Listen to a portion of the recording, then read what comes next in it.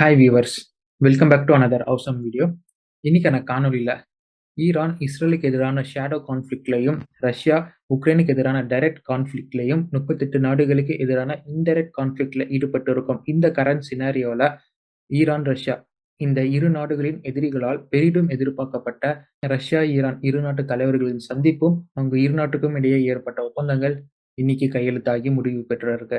So வெளிப்படையா நமக்கு 8 ஒப்பந்தங்கள் கையெழுத்தாகிருக்கு அப்படின்னு தெரிய வந்திருக்கு. பட் தெரியாத ஒப்பந்தங்கள் பேக்ரவுண்ட்ல பலவும் நடந்திருக்கலாம். இன்னைக்கான காணொலியில 9 ஒப்பந்தங்கள் என்ன அப்படிங்கிறதையும் நம்ம இந்திய நாட்டின் பாதுகாப்புக்காக வரும் மார்ச்சுக்குள்ள சுமார் 1.5 லட்சம் கோடி செலவு செய்யப்பட இருக்கு. ஸோ எதுலெல்லாம் நம்ம இன்வெஸ்ட் பண்ண போறோம், என்னென்ன ராணுவ சாதனங்களை வாங்கி குவிக்க போறோம் அப்படிங்கிறத பார்க்க போறோம். அண்ட் ஃபைனலா இஸ்ரேல் ஹமாஸ் இந்த இரு நாட்டு பிரச்சனை, இந்த இரு நாட்டு போர்ல ஏற்பட்ட சீஸ் ஃபயர் அக்ரிமெண்ட், ஸோ இது மூலியமா ட்ரம்ப் பேர் வாங்குறாரா இல்ல பைடன் பேர் வாங்குறாரா, ஸோ என்ன விவகாரம் அப்படின்னு இன்னைக்கு ஒரு அப்டேட்டா நம்ம பார்த்து தெரிஞ்சுக்க போறோம். நீங்கள் பார்த்து கொண்டிருப்பது ஆயுதம் அறிவோம் நேயர்களுக்கு அன்பு வணக்கங்கள். வாங்க இப்ப விரிவா நம்ம சொன்ன எல்லா செய்திகளையும் பார்க்க ஆரம்பிக்கலாம்.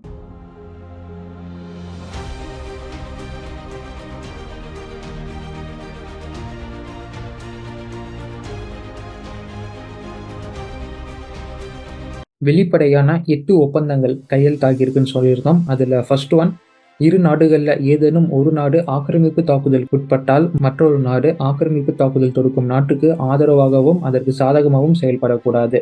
செகண்ட் ஒன், இரு நாடுகளும் இணைந்து ரஷ்யா ஈரானுக்கான பாதுகாப்பு துறையில ஒருங்கிணைந்து பணியாற்ற வேண்டும். இது மூலமா ரஷ்யன் டெக்னாலஜி பலவும் ஈரானுக்கு கிடைக்க பெரிய வாய்ப்பு இருக்கு. தேர்ட் ஒன், இரு நாடுகளும் தங்களுக்கு கிடைக்கும் உளவு தகவல்கள், இன்டெலிஜென்ஸ் டேட்டா இரு நாட்டின் நன்மைக்காக பகிர்ந்து கொள்ள வேண்டும். ஃபோர்த் ஒன், இரு நாடுகள் மீது போடப்படும் 3ஆம் நாட்டின் பொருளாதார தடைகள், எக்கனாமிக் சாங்ஷன்ஸ் இந்த ஒப்பந்தத்தின் கீழ் செல்லுபடி ஆகாது.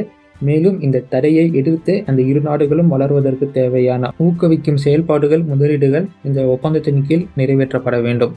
ஃபிஃப்த் ஒன், ரஷ்யா ஈரானுக்கான தனிப்பட்ட பண பரிவர்த்தனை முறை, அதற்கான தொழில்நுட்பம் ஏற்படுத்த வேண்டும்.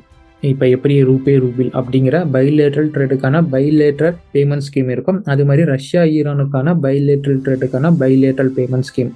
சிக்ஸ்த் ஒன், ரஷ்யா ஈரானை குறி வச்சு ஃபேக் ப்ரொபகண்டா, பொய் பிரச்சாரம் பல நாடுகளிலும் செய்யப்பட்டுக்கிட்டு வருது, குறிப்பாக மேற்கத்திய ஊடகங்களால். இதற்கு எதிராக இரு நாடுகளும் இணைந்து தங்களுடைய சாற்றையை சுழற்ற வேண்டும்.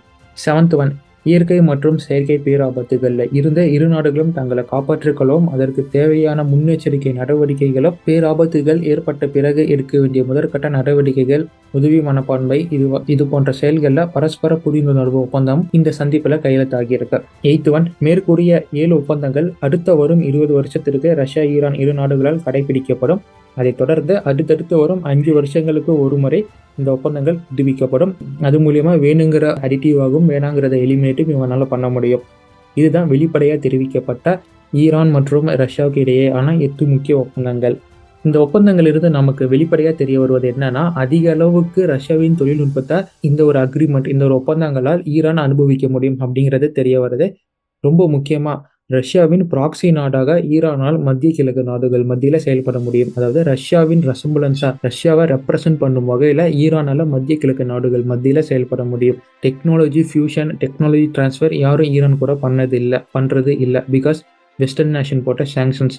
பட் ரஷ்யா இப்போ முன் வந்து பல டெக்னாலஜி அவங்க கூட ஷேர் பண்ணுறதும் ஃபியூஷன் பண்ணுறதும் அப்படின்னு இருப்பதனால பெருமளவுக்கு ரஷ்யாவின் டெக்னாலஜி மத்திய கிழக்கு நாடுகளை ரெசம்பிள் பண்ண அதிக சான்ஸ் இருக்கு. ஸோ அதுதான் ரஷ்யாவை ரெப்ரசன்ட் பண்ணும் விதமாக ஈரான் மிடில் ஈஸ்ட் நாடுகள் மத்தியில் திகழும் அப்படின்னு சொல்லப்படுது. ஸோ இந்த ஒப்பந்தங்கள் வெளிப்படையாக தெரிஞ்ச ஒப்பந்தங்கள் அப்படின்னு சொல்லியிருந்தோம். அப்போ திரைக்கு வராத பல ஒப்பந்தங்கள் கண்டிப்பாக இருக்கு மை டியர் ஃப்ரெண்ட்ஸ். வட்டாரங்கள் எது மாதிரியெல்லாம் சொல்கிறாங்கன்னா, ஈரானுக்கு இராணுவ துறைசார் ஒப்பந்தங்களும் அணு தொழில்நுட்பம் சம்பந்தமான ஒப்பந்தங்களும் ரஷ்யாவிடம் இருந்து கிடைச்சிருக்கு அப்படின்னா, குறிப்பாக ஈரானுக்கு அணு உலைகள் கட்டி தருவது, நியூக்ளியர் ரியாக்டர் தருவது போன்ற பல டெக்னாலஜி டிரான்ஸ்ஃபருக்கான பேக்ரவுண்ட் அக்ரிமெண்ட்ஸ் பெஷஸ்கின் மற்றும் புட்டினின் சந்திப்பில் நடந்திருக்கும் அப்படின்னு நம்பத்தகு வட்டாரங்கள் சொல்லிக்கிட்டு வராங்க. ஆனால் இது வெளிப்படையாக வெளிவராத செய்தி அப்படிங்கிறதும் இங்கே நம்ம குறிப்பிட்டு பார்க்க வேண்டிய செய்தியாக இருக்குது. அடுத்த செய்திக்கு நம்ம நகரலாம். நம்ம நாட்டின் இராணுவ கொள்முதலுக்காக நாட்டின் பாதுகாப்பை உறுதி பண்ணும் வகையில் மார்ச் மாதத்துக்குள்ள சுமார் 1.5 லட்சம் கோடி இந்தியா செலவு பண்ண இருக்கு.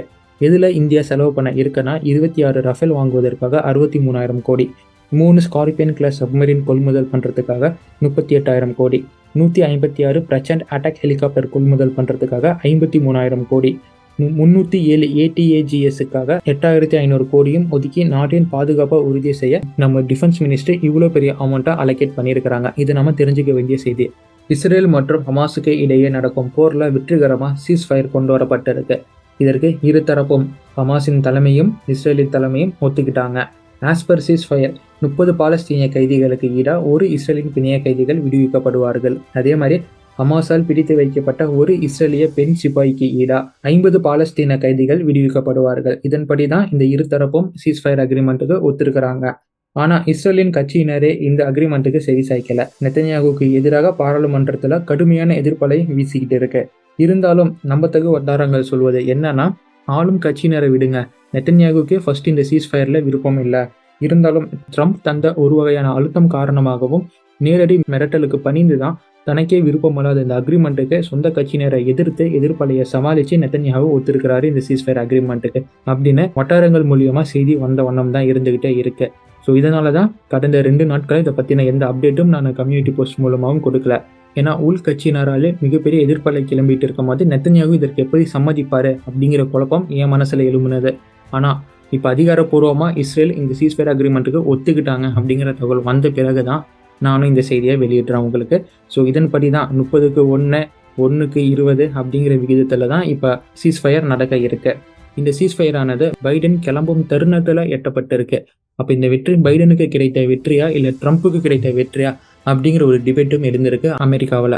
ஒரு பொது வெளியில் வச்சு நடத்தப்பட்ட ப்ரெஸ் மீட்டில் பைடனிடம் இந்த சீஸ்ஃபயர் அக்ரிமெண்ட்டுக்கு உங்கள் அட்மினிஸ்ட்ரேஷன் தான் காரணமா, உங்கள் அட்மினிஸ்ட்ரேஷன் தான் பொறுப்பா, your administration is responsible for the ceasefire அப்படின்னு கேட்ட கேள்விக்கு Is that a joke? Thank you. Brooks credit for this, Mr. President, you or Trump? Is that a joke?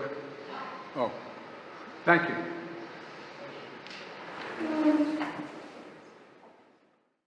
R you really joking அப்படிங்கிற வார்த்தையை Biden சொல்லி அந்த இடத்துல இருந்து வந்திருக்காரு.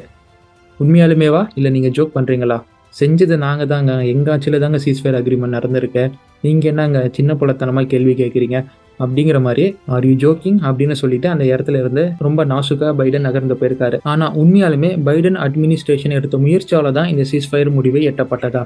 ஏன்னா இஸ்ரேலின் தாக்குதலுக்கு ஆதரவு கொடுத்துக்கிட்டு இருந்தாங்க. ஹமாஸ் அடிக்கிறதுக்காக இருந்தாலும் சரி, இல்லை ஹெஸ்போலாவை அடிக்கிறதுக்காக இருந்தாலும் சரி, இல்லை ஏமன் அடிக்கிறதுக்காக இருந்தாலும் சரி, பெரிய அளவுக்கு இராணுவ சாதனங்கள், இராணுவ ஆயுதங்களை இஸ்ரேலுக்கு தொடர்ந்து வழங்கிட்டு வந்தாங்க. தங்களுடைய ஆதரவை செனட்ல காமிச்சதும் இங்கே நம்ம குறிப்பிட்டு மீண்டும் நினைவு கூர்ந்து பார்க்க வேண்டிய விஷயமா இருக்கு. ஸோ அப்படியேப்பட்ட நேரத்தில் நாங்கள் தான் சீஸ்ஃபயர் கொண்டு வரதுக்கு முக்கிய காரணம் அப்படின்னு சொல்வதை நீங்கள் எப்படி ஏற்றுக்கிறீங்க? இல்லை இன்னொரு பக்கம் பலராலும் சொல்லப்படுவது ட்ரம்பின் ஆளுமையால தான் நெத்தன்யாகுவை இப்படி அடக்க முடியும், பைடனால் இப்படி நெத்தன்யாகுவை நேரடி மிரட்டலுக்கு கொண்டு வர முடியாது அப்படின்னு சொல்லிட்டு வராங்க. So Trump is he really capable to threaten Netanyahu அப்படிங்கிற கேள்வியை உங்ககிட்ட விட்டுறேன். 2வது விஷயம், இப்போ இந்த சீஸ்ஃபயர் அக்ரிமெண்ட் எட்டப்பட்டது ஹமாஸுக்கு மிகப்பெரிய வெற்றி அப்படின்னு சொல்லிட்டு இருக்கிறாங்க. ஜஸ்ட் நீங்களும் நானும் ஒரு டிஸ்கஷன் வச்சுக்கலாமே. இப்போ நீங்கள் பல பேர்கிட்ட இருந்தும் செய்தியை கேட்டிருப்பீங்க, பல செய்தியும் நீங்கள் வாசிச்சிருப்பீங்க. தாக்குதலில் இஸ்ரேல் அண்ட் ஹமாஸ் இந்த இரு தரப்பினருக்கும் இடையே ஏற்பட்ட இழப்பு பெரிய இழப்பு தான், யாரும் அதை மறுக்கிறதுக்கு இல்லை. ஹமாஸின் ஸ்டாண்டில் இருந்து இஸ்ரேல் கிட்ட பார்த்தா ஹமாஸ் கொடுத்தது மிகப்பெரிய அடி. அதே மாதிரி ஒரு காமன் சிவிலியனாக ஹமாஸுக்கு ஏற்பட்ட இல்லை காசா மக்களுக்கு ஏற்பட்ட இழப்பு அப்படின்னு பார்த்தீங்கன்னா மீள முடியாத இழப்புகள் தான். அவங்களுடைய கன்ஸ்ட்ரக்ஷன் ஒன்றுமே இல்லாமல் போயிடுச்சு, மக்கள் வசிக்கிறதுக்கு குடியிருப்பு இல்லாமல் ஆக்கிட்டாங்க. ஸோ 2 பக்கமே ஒரு கன்சிடரபிள் லாஸ் இருக்க தான் செய்யுது. ஆனால் வெற்றிங்க ஹமாஸ் பக்கம் அப்படின்னு சொல்கிறது என்னையை பொறுத்த வரைக்கும் கொஞ்சம் அன்ஃபேராக இருக்கு. ஹமாஸ் பயங்கரமாக அடி வாங்கினாங்க. ஹமாஸ் அடி வாங்கினாங்கன்னு சொல்கிறத விட காசா மக்கள் பயங்கரமாக அடி வாங்கினாங்க. என்டையர் காசாவும் இங்கே அழிவுக்கு உள்ளாகி இருக்கு அண்ட் அவங்க கையை விட்டு போயிருச்சு அப்படின்னு தான் சொல்லணும். இந்த சீஸ்ஃபயர் மட்டும் கொண்டு வரலன்னா நேரடியாக காசா அப்படிங்கிறது நெத்தன்யாகுவின் அரசுக்கு கீழே வந்திருக்கும் அப்படின்னு தான் சொல்லணும். இதில் எந்த சந்தேகமும் இல்லை. உங்களுக்கு இதில் ஏதாச்சும் மாறுபட்ட கருத்து இருந்தால் நீங்கள் தெரிவிங்க. ஸோ இப்படியாப்பட்ட நேரத்தில் இந்த சீஸ்ஃபயர் எட்டப்பட்டிருப்பது ஹமாஸுக்கு கிடைத்த மிகப்பெரிய பெருமூச்சு அப்படின்னு தான் நான் பார்க்குறேன். ஸோ உங்களுக்கு பல பேருக்கும் பல கருத்துக்கள் இருக்கும், அதை நான் குறை சொல்லலை. ஸோ என் கருத்து என்னங்கிறத உங்ககிட்ட வச்சுட்டேன். உங்கள் கருத்து என்ன அப்படிங்கிறத நீங்கள் வைக்கலாம். இந்த செய்தியை மீண்டும் ஒரு முறை கேளுங்க. உங்கள் மனசில் ஆழமான கருத்து ஏதாச்சும் இருந்தால் இந்த கமெண்ட் பாக்ஸில் போடுங்க. அடுத்த காணொலி இந்திய டிஃபென்ஸ் நேயர்களுக்கு மிக முக்கியமான காணொலி. So stay tuned. Until it's signing off from ஆயுதம் அறிவோம். See you on next video. நன்றி, வணக்கம்.